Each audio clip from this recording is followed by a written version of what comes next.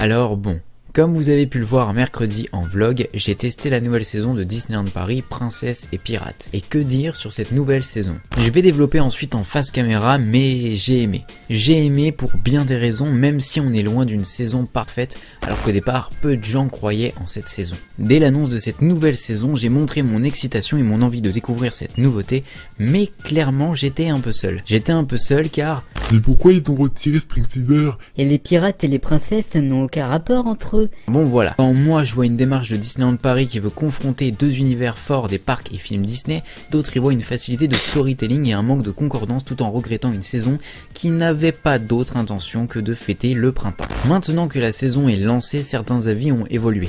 Et d'autres non, et campent clairement sur leur opinion. Bon, c'est normal, les goûts et les couleurs, ça ne se discute pas, mais je suis là pour donner mon avis, alors je vais pas me retenir. Beaucoup voient des couleurs trop criardes chez les pirates, un manque de décoration, et encore une fois, un manque de concordance entre les deux thématiques mises face l'un à l'autre. Moi, je vois clairement une volonté de nous mettre à la place d'enfants, car déjà la saison est très orientée pour les enfants. Mais d'après moi, c'est pour ça que le bateau pirate fait jouer, car les enfants ne voient pas les pirates comme des méchants voleurs qui font peur. Je ne vais pas trop m'étaler ici, mais on tient une bonne saison. Une bonne saison à développer, certes, mais une bonne saison qui désire montrer quelque chose de qualité et qui en plus nous nourrit bien. On parle de 4 fois 40 minutes de show avec un nombre de performeurs assez impressionnant, ce qui demande certains moyens non négligeables et qui me donne clairement envie de retourner sur le parc pour revoir ce beau spectacle vivant. Le retour des avis sur les saisons. Ça faisait longtemps, hein. Ça faisait assez longtemps. Ouais, est-ce qu'il y en a qui sont d'accord avec moi ? D'autres non. Salut à tous, c'est Magic Mouse et aujourd'hui on se retrouve pour une nouvelle vidéo. Aujourd'hui on se retrouve pour que je puisse donner mon avis sur la saison Princesse et Pirates, saison dont vous avez vu en vlog un aperçu, dont moi j'ai découvert en vlog mercredi. Voilà, si vous n'avez pas vu le vlog, vous pouvez aller le voir, comme ça du coup vous savez de quoi on va parler. Et ça c'est mieux, c'est quand même mieux quand on sait de quoi on parle dans une vidéo, c'est beaucoup mieux quoi, voilà. Pourquoi je suis énervé? Pourquoi? Donc du coup, comme dans chaque avis sur la saison Princesse et Pirates, je vais essayer de trier en fait par truc, c'est-à-dire genre le merchandising, les décorations, les shows. Voilà, on essaye de cadrer comme ça et puis à la fin on donne une note finale, une note globale. Donc déjà vous avez eu un aperçu de ce que je pense de cette saison à travers l'intro. Donc bah déjà vous savez un petit peu, vous voyez un peu où je vais en venir. Seulement en fait je vais développer ce que j'ai dit dans l'intro.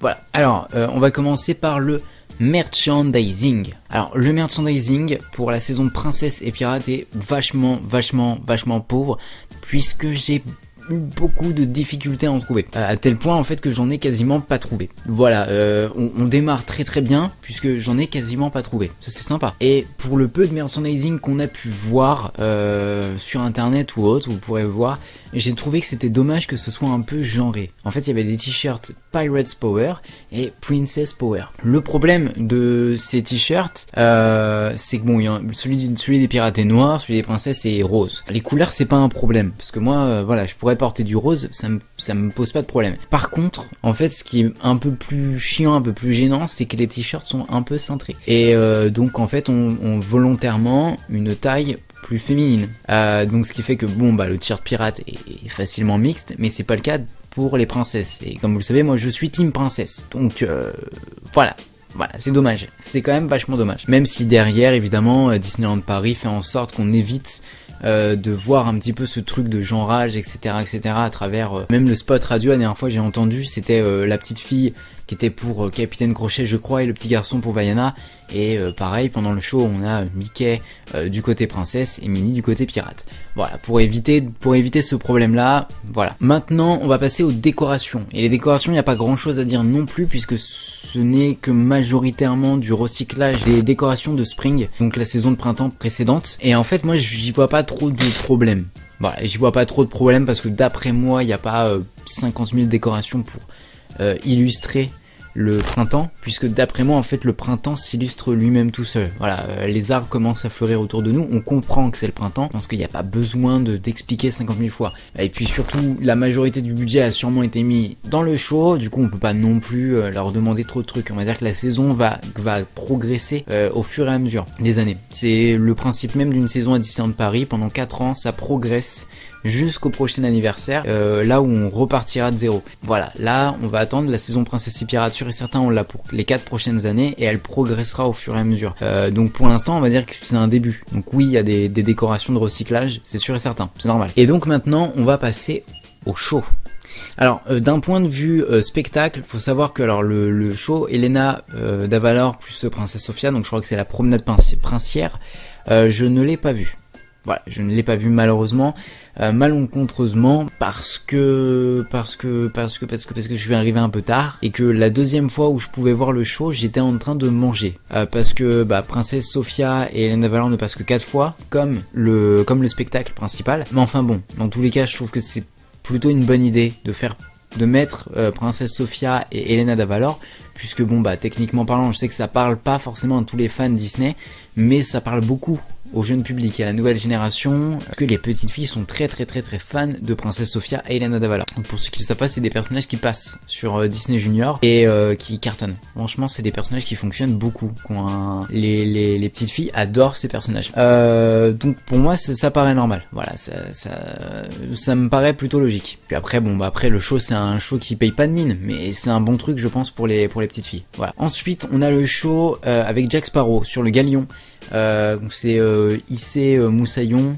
Alors je me souviens pas, de toute manière les noms je les écris en vidéo, voilà, je les ai pas tout de suite parce que là c'est du freestyle, vous savez. Et alors ce show, c'est un petit show sans prétention, franchement, qui est pas mal, qui est sympa, c'est même une plutôt bonne surprise, parce qu'il y a de très bons musiciens et de très bons acteurs. Pour le coup, franchement, Jack Sparrow, ils l'ont très bien choisi.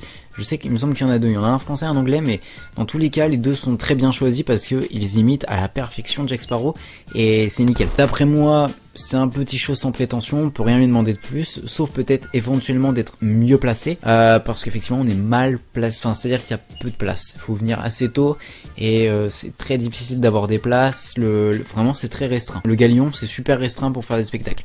Même si après effectivement l'extérieur colle parfaitement avec le spectacle, c'est normal. Et on va passer au show principal qui est princesse ou pirate ou princesse Disney à la croisée des... je ne me rappelle plus, pareil là je mets le nom.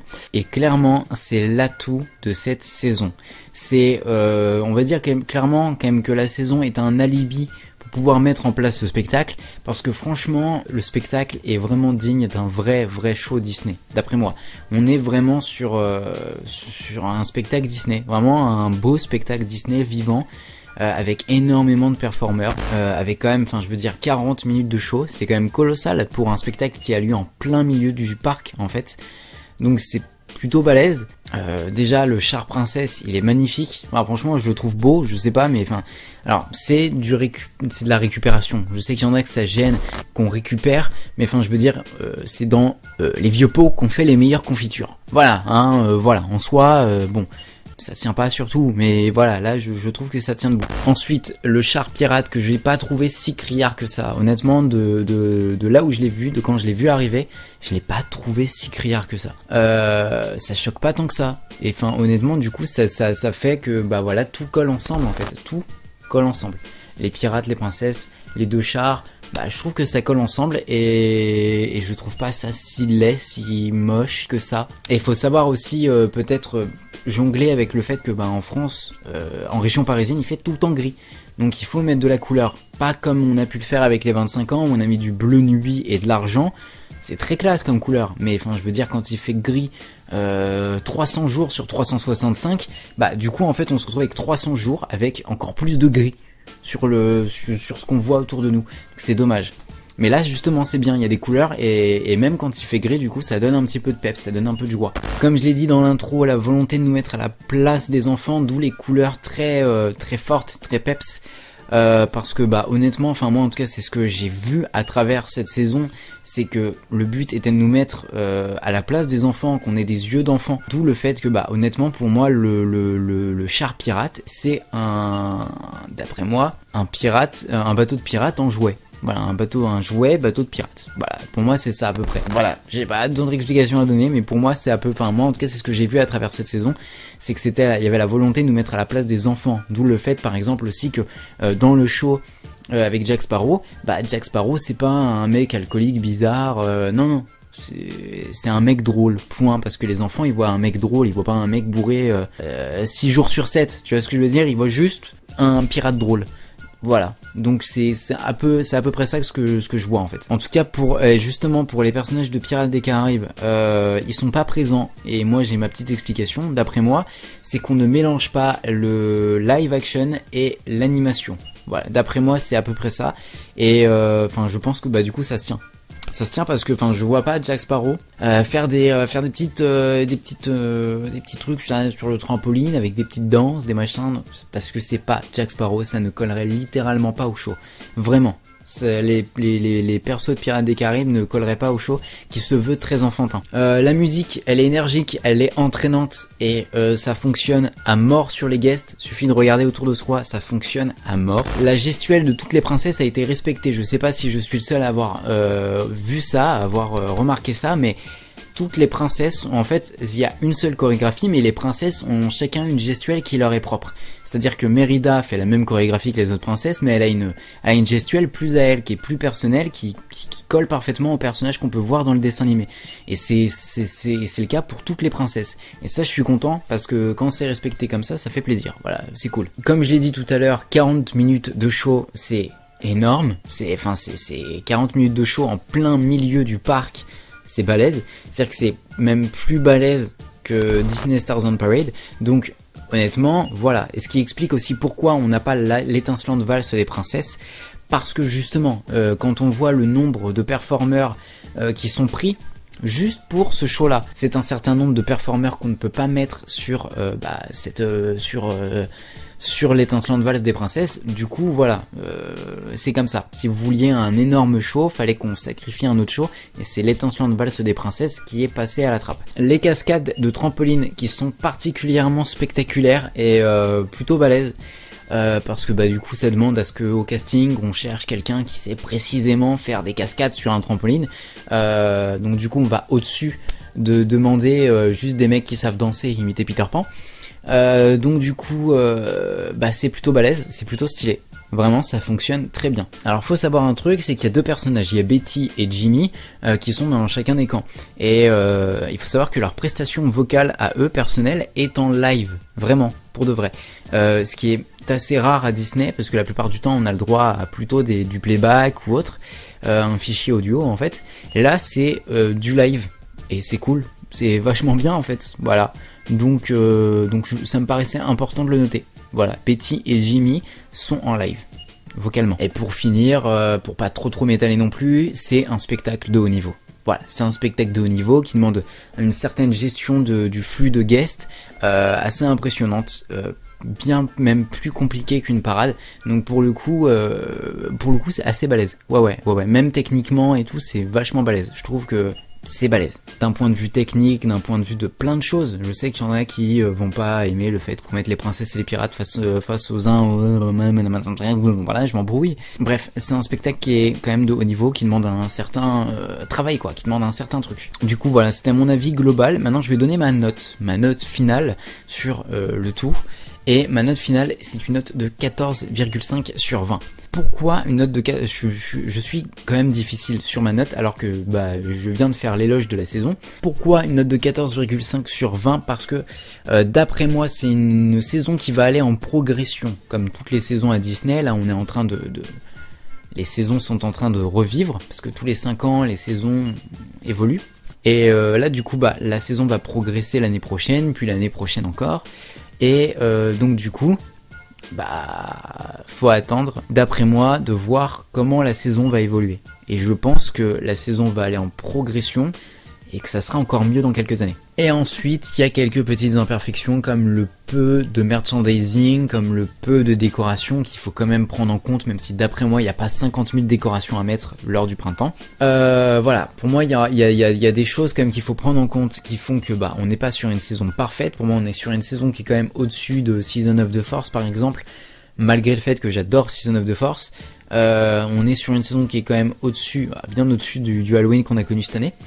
Même si, voilà, techniquement parlant, c'est quand même une saison qui est un poil en dessous de la saison de Noël, par exemple, puisque c'est une saison qui ne repose qu'essentiellement sur un spectacle. Et voilà, c'est dommage, il faudrait encore un petit peu de petits trucs à droite à gauche pour rajouter encore plus de coolitude à cette saison. Enfin bon voilà, maintenant vous connaissez mon avis sur cette saison, j'ai un avis super positif et d'après moi c'est une très très bonne saison, c'est une saison que vous devez aller tester impérativement à Disneyland Paris parce que c'est une bonne saison et que vraiment c'est même un retour aux sources avec les princesses, les pirates, donc vraiment des thématiques de base de l'univers Disney. Pour moi vous devez aller tester cette saison. Maintenant vous faites ce que vous voulez, hein. Si vous voulez attendre un petit peu Marvel qui arrive dans 2 mois, vous pouvez, bien sûr, vous pouvez. Donc voilà, n'hésitez pas non plus à me donner votre avis avec le petit i là, si vous aimez pas, ou si vous êtes mitigé, vous pouvez me le dire là avec le sondage. Vous pouvez aussi développer dans les commentaires votre avis. Et bien évidemment, vous pouvez mettre un petit like ou un petit commentaire, ou vous abonner à la chaîne si c'est pas fait, ou partager la vidéo si vous l'avez aimé. Voilà, et vous pouvez me rejoindre sur mes différents réseaux sociaux qui sont actuellement en train de défiler. Voilà, ça aussi c'est gratuit. Et puis bah voilà, c'était Magic Mouse pour service. N'oubliez pas de rester les enfants. On se retrouve très très vite pour une prochaine vidéo. Et ciao, au revoir, salut, bye bye.